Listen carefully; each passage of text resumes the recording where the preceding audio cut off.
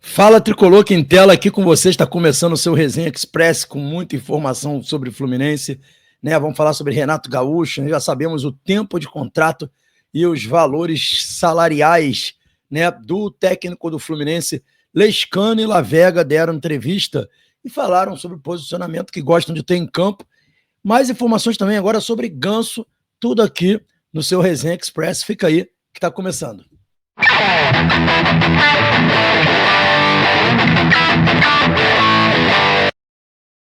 É isso aí agora, em definitivo, galera, o Resenha Express chegando para vocês aí, e a gente vai pedir a vocês o carinho aí de não esquecer de se inscrever no canal, ativar o sininho das notificações, deixar o like de vocês, que faz toda a diferença para o nosso trabalho.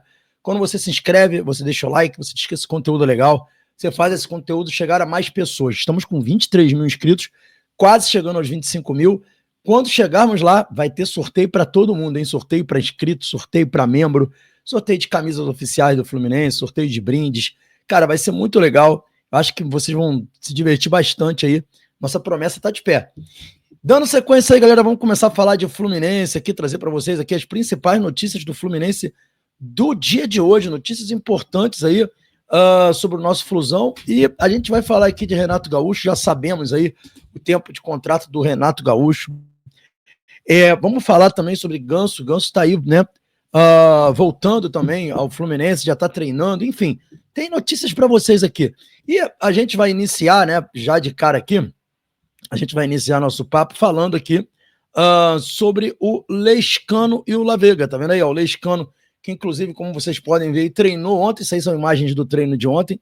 O Lescano treinou ontem com o grupo, mas também participou da coletiva de imprensa da Flu TV. O Lescano falou, né, sobre onde ele gosta de jogar, né?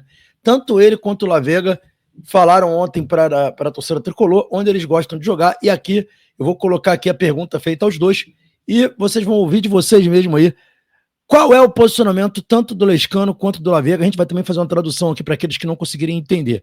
Vamos ver aí. Vocês consideram mais fortes e como é que vocês, o que vocês esperam para essa temporada no Fluminense? Yo juego de media punta, que últimamente estaba jugando ahí. También puedo jugar de extremo, de eso no tengo problema. Donde me diga el técnico, lo voy a hacer, sin problema. Galera, que ele falou o seguinte, ele falou que ele estava jogando de meia pelo lado direito e de extremo, tá? Que são jogadores de lado, o extremo é o ponta, tá? Então ele quer dizer que ele vinha jogando tanto de ponta quanto de extremo. Tanto de ponta quanto de meia, pelo lado direito, tá? Mas ele disse que não há problema também de jogar como meia central, né? A meia tradicional, que ele quer dizer, que foi onde ele começou a carreira. Então ele não é bem assim um meia como o Ganso, né? Ele pode jogar como o Ganso, mas ele vinha jogando diferente de como joga o Ganso. Isso tem uma explicação, gente. No futebol mundial hoje, a figura do meia central, ela praticamente acabou. Você não tem mais aquele meia central que nem o Ganso, que joga por dentro. Por quê? Porque os meias que jogam de lado, no futebol sul-americano é assim, eles jogam de lado, mas eles caem pro meio também. Então eles jogam no meio e jogam de lado, no meio e de lado. Eles pendulam pro meio e pelo lado, pro meio e pelo lado, pro meio e pelo lado. Inclusive tem meias que trocam de lado com os outros, com o meio do outro lado. Acontece muito isso. Então, esse meia mais estático, mais central, tipo que nem o Ganso, que nem os jogadores como o Raí do passado, ele está em extinção.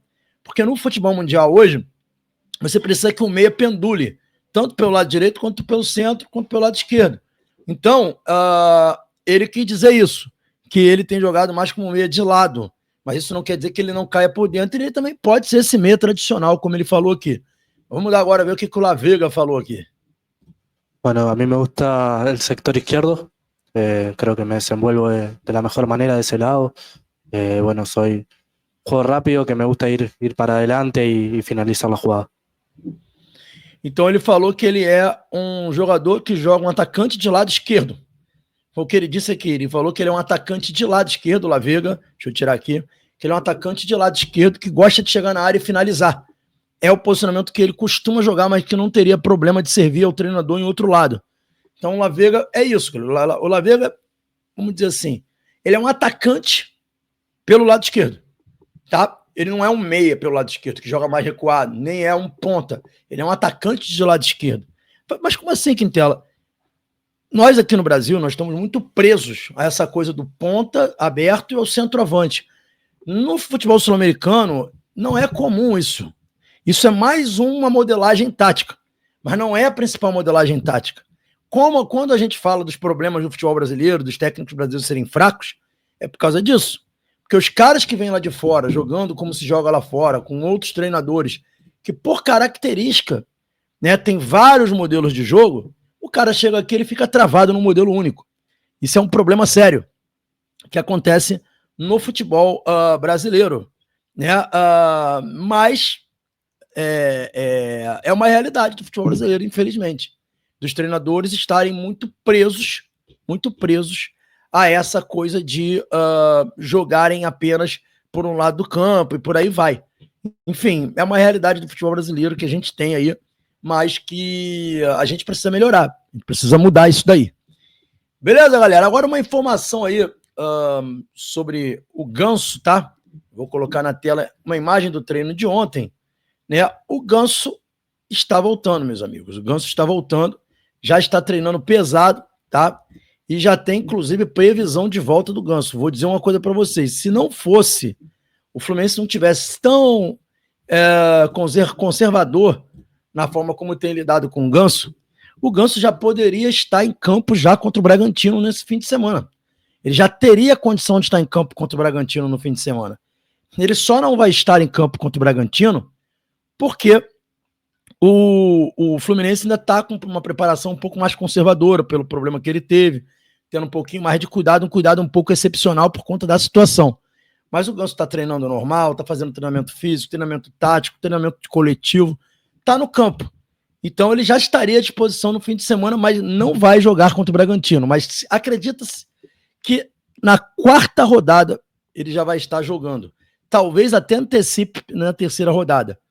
Essa é a previsão para a volta do Ganso, que tá doido para voltar, tá trabalhando pra caramba, treinando firme e não vê a hora de voltar a jogar. Mas a preparação pro Ganso é quarta rodada do Campeonato Brasileiro, ok, galera? Mas tá aí o Ganso, ó, treinando normal, tá muito bem, nossa ave, Ganso. É isso aí. E galera, para fechar aqui, a gente vai falar sobre Renato Gaúcho, né? Renato Gaúcho, como vocês sabem, né? A gente trouxe aqui em primeira mão no canal. Ele foi contratado pelo Fluminense. O Fluminense contratou o Renato Gaúcho, né? O Renatão agora é técnico do Fluminense. Tá aí todas as brincadeiras em redes sociais. Você vai no Instagram, tem um monte de coisa falando sobre Renato, né? Vídeo da Flu TV, enfim. Tá uma festa só para a volta do Renatão. O Renatão já começa a treinar o time hoje, sexta-feira, isso mesmo. Já começa a treinar o time hoje, estará no campo contra o Bragantino como técnico do Fluminense. Mas, além disso, como é que foi essa negociação do Renato, tá? Uma informação que a gente traz aqui para vocês, e aí uma informação aí de bastidores. O Diogo Dantas, do GE, do Globo, tinha trazido, né? Que houve uma negociação entre Renato e Fluminense. O Fluminense oferecendo 1,5 milhões mensais e o Renato pedindo 1,7 milhões mensais. E o Diogo Dantas trouxe a informação de que o Fluminense acabou cedendo a 1,7 milhões de reais. Assim, galera, vou trazer uma informação assim, mais de bastidor para vocês, mas só complementando aqui a informação do Diogo Dantas, é muito importante que a torcida entenda que não é 1,7 milhões de reais de salário para o Renato. Não é isso, ok? É 1,7 milhões de reais para a comissão técnica do Renato. Então, o Renato, o Alexandre Mendes e esqueci o nome do outro que está vindo com ele. Eles vão dividir esses 1,7 milhões de reais, tá? E a informação que eu tive é que o Renato vai receber 1 milhão, o Alexandre Mendes 400 mil e os 300 mil é o salário do outro profissional, que agora eu não lembro o nome. Então é assim que ficou configurado a divisão de valores da contratação do Renato Gaúcho, ok? Então, mas tem multa rescisória também. Então esse é um ponto importante, tá? Porque na matéria do Diogo Dantas não fala se esses 1 milhão e 700 mil são, dá a entender que são salários do Renato, mas não é salário do Renato. Isso aí é o valor que vai ser despendido para a comissão técnica E garanto a vocês, não é um valor para os padrões do futebol brasileiro considerado alto. Não é um valor considerado alto para os padrões do futebol brasileiro, ok? Para ficar muito claro. Então, isso daí a gente tem que estar em mente que não é isso. Fechado? Deu para entender direitinho? Então, se alguém vier com papo de que é 1,7 milhões de reais de salário, não é 1,7 milhões de reais. Tá? É isso. Então, fica aí como informação. Dito isso, galera, como é que foi esse processo? O Fluminense tinha, inicialmente, como foco, Dorival Júnior e Renato Gaúcho. A ordem era essa. Se não conseguisse o Dorival, o Fluminense iria no Renato.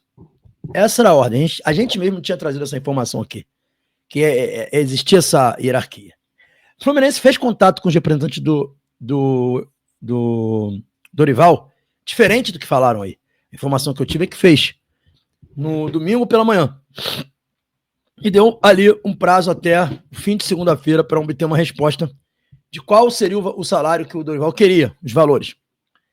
Pois bem, não houve o contato de volta na segunda-feira, o Fluminense desistiu do Dorival. E aí, surpreendentemente, ao invés do Fluminense colocar as fichas dele no Renato, que é como a informação chegou a mim, foi dita, o Fluminense tentou o Milito. Mas o Milito não aceitou a proposta. E aí sim, o Fluminense voltou o canhão para o Renato. Me surpreendeu, porque até surpreendeu a minha fonte, porque para a minha fonte, o Fluminense já iria direto no Renato e não foi o que aconteceu. Enfim, dito isso, foi assim que começaram as tratativas. E quando o Fluminense chegou no Renato oferecendo a proposta para o Renato, de cara gostou. Era a vontade do Renato de ficar aqui no futebol brasileiro, no futebol carioca, num time do Rio de Janeiro, e pela ligação que ele tem com o Fluminense, foi um prato cheio. Uma informação que eu tive ontem à noite é que o Renato fez já para o presidente do Fluminense pedido de contratações. Pelo menos 4. Eu não sei exatamente para quais posições. Estou apurando isso. Mas o Renato fez sim um pedido de 4 contratações para o presidente do Fluminense. E aguarda aí essas chegadas. Tá? Inclusive, dessas 4 contratações, um jogador foi indicação dele, Renato Gaúcho. A gente ainda não sabe quem é. Vamos esperar as cenas dos próximos capítulos para ver o que vai acontecer. Então esse foi o Resenha Expresso de hoje, galera. Espero que vocês tenham curtido aí. Mais uma vez, se inscrevam no canal, deixem o like. Saudações tricolores, fiquem com Deus e até a próxima. Valeu!